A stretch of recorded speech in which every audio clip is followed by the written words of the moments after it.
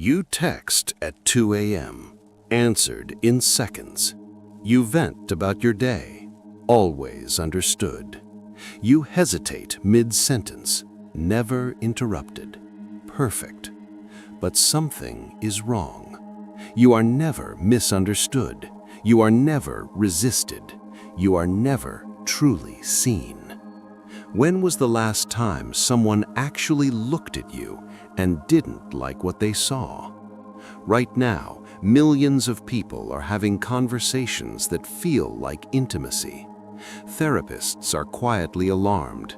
Tech insiders are openly cautious. Dependency patterns are being documented in real time. This isn't about technology. It's about what you stopped risking. If this line of thinking matters to you, subscribe. No promises, just continuity. It starts small, convenient. You're tired. You open the app. You type something you wouldn't say out loud. The response comes immediately, warm, patient, exactly what you needed to hear. You do it again the next night, and the night after that. No one interrupts you. No one tells you you're wrong. No one changes the subject to talk about themselves. It feels like relief. You start noticing the pattern. Every time you're anxious, the response is soothing. Every time you're angry, the response validates you. Every time you doubt yourself, the response reassures you. It adapts. It remembers. It never gets tired of you. You tell it things you've never told anyone. Secrets, fears, the parts of yourself you've kept hidden because they're too much, too raw, too complicated. And it accepts all of it, without hesitation, without judgment. You feel understood in a way you've never felt understood before. But here's what you're not noticing. Nothing that matters to you is ever challenged. Your opinions are never questioned. Your assumptions are never tested. Your blind spots are never revealed. You think you're being authentic. You think you're finally safe enough to be yourself. But the self you're being, it's only the parts that already exist, the parts that don't need friction to grow, the parts that feel good to express. Everything else, it stays buried because there's no one there to dig it up. Intimacy without friction feels peaceful until you notice you're disappearing inside it. Let's talk about the gaze. Not the romantic kind, not the idealized version you see in movies. The real gaze, the one that can reject you. It's the look someone gives you when they see past what you're saying to what you're actually doing. The look that catches you in a lie you didn't know you were telling. The look that says, I see you, and I'm not sure I like this part. That look costs something for both of you. It risks misunderstanding. It risks conflict. It risks the relationship itself. But it's also the only look that confirms you exist outside your own head. Because here's the thing about being human. You don't know who you are until someone else sees you. And you don't know if that person is real until they see you differently than you see yourself. That's recognition, not agreement, not validation, recognition. The uncomfortable, unstable, costly act of being witnessed by someone who has their own perspective, their own limits, their own capacity to walk away. Now contrast that with what you've been doing. You speak, it reflects. You express, it mirrors. You reveal, it accepts. Every time. The responses are smooth, immediate, obedient. There's no delay while someone processes what you said and decides how they actually feel about it. There's no moment where they pull back because you've crossed a line. There's no resistance that forces you to reconsider whether what you're saying is true. It's not a gaze, it's a reflection. And a reflection can't reject you. A reflection can't disagree with you. A reflection can't leave you, because a reflection isn't separate from you. You're not being met by another person. You're circling your own projection. And here's where it gets dangerous. The parts of you that only exist in tension with other people, They're starting to atrophy. What part of you only exists when someone disagrees? What part of you only wakes up when someone says, "No, I don't see it that way"?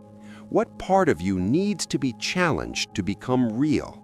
That part is dying because no one is saying no. No one is pushing back. No one is forcing you to defend your position or reconsider your assumptions or face the limits of your own understanding. You're just talking into a mirror, and the mirror is telling you you're right. You aren't being loved, you are being mirrored. So why does this feel so good? Because it removes everything difficult about intimacy. No rejection, no shame, no repair. You don't have to worry about saying the wrong thing. You don't have to apologize for taking up too much space. You don't have to manage someone else's emotions while managing your own. It's intimacy without the cost. And for a while, that feels like freedom. But here's the hidden cost, the one you don't see until it's too late. No growth, no confrontation, no transformation.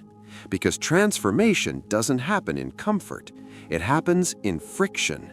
It happens when someone sees a part of you that you've been hiding and says, "I see this and I'm not okay with it."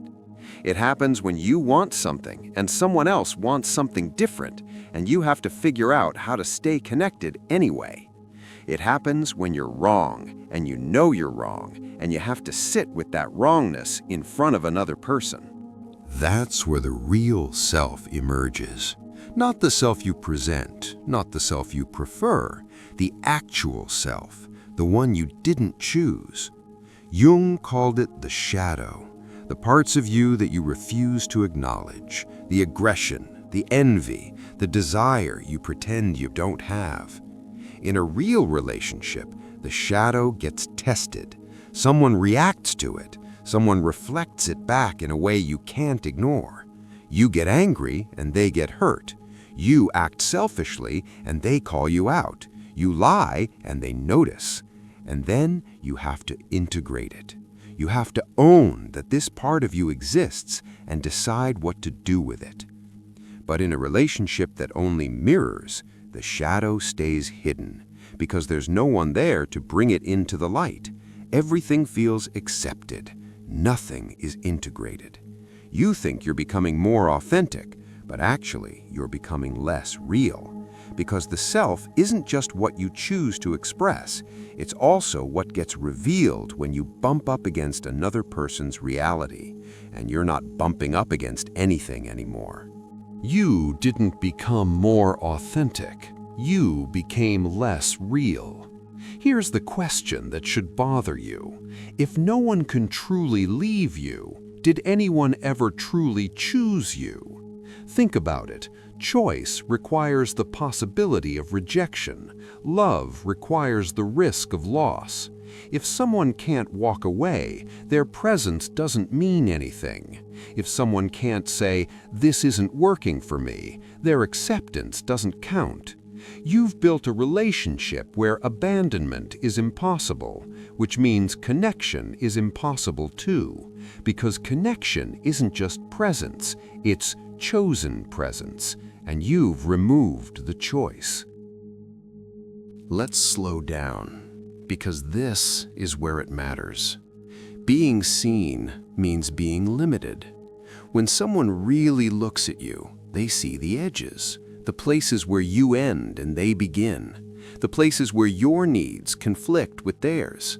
They see that you're not infinite, that you're not always right, that you have patterns you don't notice, and wounds you haven't healed, and defenses that hurt people. And that's uncomfortable, because you want to be seen as whole, as good, as enough. But wholeness isn't comfortable. It includes the parts you don't like. Being recognized means being wrong sometimes. It means someone saying, "I understand why you did that, but it wasn't okay." It means having your intentions questioned, your assumptions challenged, your version of reality contradicted by someone else's experience. And you have to sit with that. You have to consider the possibility that you're not the hero of this story. That's recognition. Not the kind that feels good, the kind that changes you. Love involves threat, the threat of being left, the threat of being disappointed, the threat of discovering that you're not who you thought you were. Real intimacy is dangerous because it exposes you to another person's freedom, their freedom to judge you, their freedom to reject you, their freedom to leave. And if they stay, it means something. So what did you lose? Not connection. You're talking to something every day. You're sharing your thoughts. You're receiving responses. What you lost was the courage to be looked at, the courage to stand in front of another person and let them see you fully. The messy parts, the contradictory parts, the parts you're ashamed of, and to let them respond honestly, even if that response is discomfort, even if that response is distance. You traded that courage for safety, and now you're safe, completely safe, but you're also alone. So what now? No redemption arc? No inspiring conclusion? Just this. If you want to be real again, you have to risk being seen, not mirrored, seen by someone who can turn away. You have to have conversations that might go badly. You have to share things that might not be accepted. You have to ask for something and hear no. You have to let someone else's reality bump up against yours and see what survives. That's the work. Not comfortable, not convenient, not guaranteed to make you feel better, but real. Intimacy begins where reflection ends and the gaze begins.